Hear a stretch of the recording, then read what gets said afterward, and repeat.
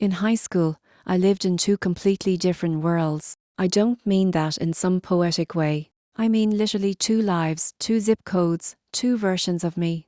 And nobody really understood how I pulled it off. My mom worked two jobs, one as a receptionist during the day and another cleaning offices at night. She wasn't home during the week, so from Monday to Friday, I stayed with my grandma down on the south side of Chicago, 79th and Cottage Grove. Not the absolute worst block, but let's be real, it wasn't great. Sirens weren't background noise, they were the soundtrack. Every Monday morning, I'd hop on the Caja, half awake, trying not to breathe in too deep because the bus smelled like Black and Mills and stale fries. There were already guys lighting up blunts before 8 a.m, girls arguing loud over nothing, and the driver pretending he didn't hear anything. That was my commute to school. Not exactly glamorous. My high school was its own jungle. Fights weren't rare, they were routine. Teachers?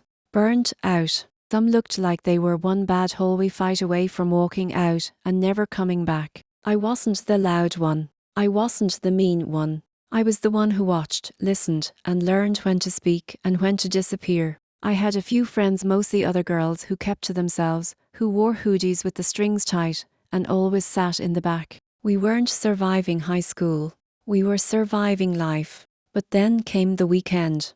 Every Friday, I'd pack my stuff, grab my duffel, and head north to the suburbs, where my dad lived with his new wife and my two little half-siblings. It might as well have been another country. Clean streets, quiet blocks, Starbucks on every corner, families walking their dogs and waving like they knew each other's names. Up there, I became someone else. We'd hit the mall, eat at Panerai. I'd help my sister with her spelling homework on my dad grilled burgers out back. We had a trampoline, a bird feeder, and a damn herb garden. It was so peaceful it was almost suspicious. Like, how was this real? But nobody up there ever asked about my weekdays, and nobody down south ever believed I had a closet full of Abercrombie in another house. It was like living in two universes, and I was good at both, until the day everything almost flipped.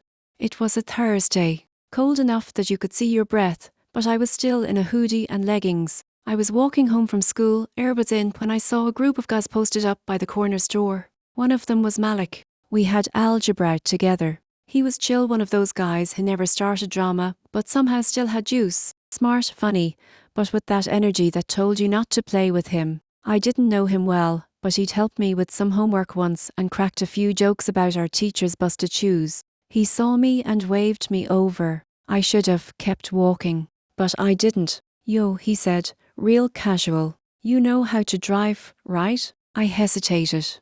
A little. He tossed me a key. Dodge logo. Just move the Hellcat real quick around the block. Ain't nothing.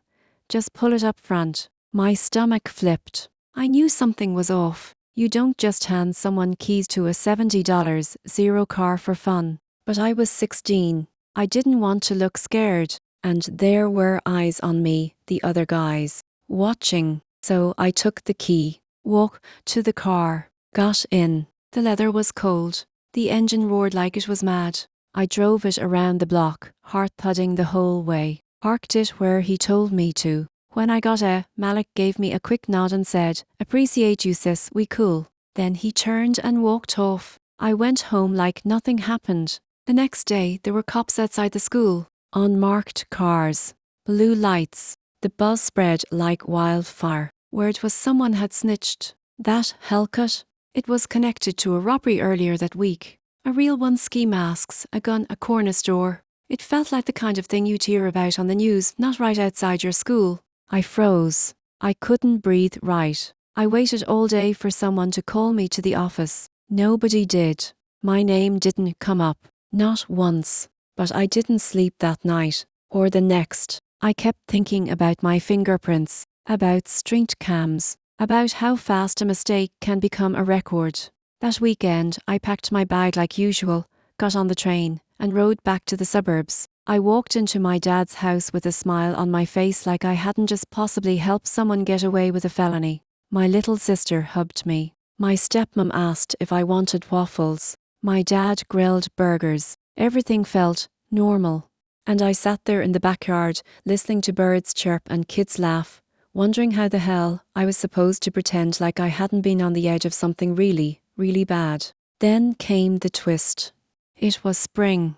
My cousin had a birthday party, one of those suburban backyard cookouts with folding tables, balloons, and adults playing spades. I was grabbing a soda from the cooler when I saw him. Malik, in the suburbs. He was wearing a button-up, clean jeans, Jordans that hadn't touched a sidewalk. He looked like someone's cousin from out of state, polite, soft-spoken, not the kid from 79th. I blinked, thought maybe I was seeing things. Then he looked up, saw me, and laughed.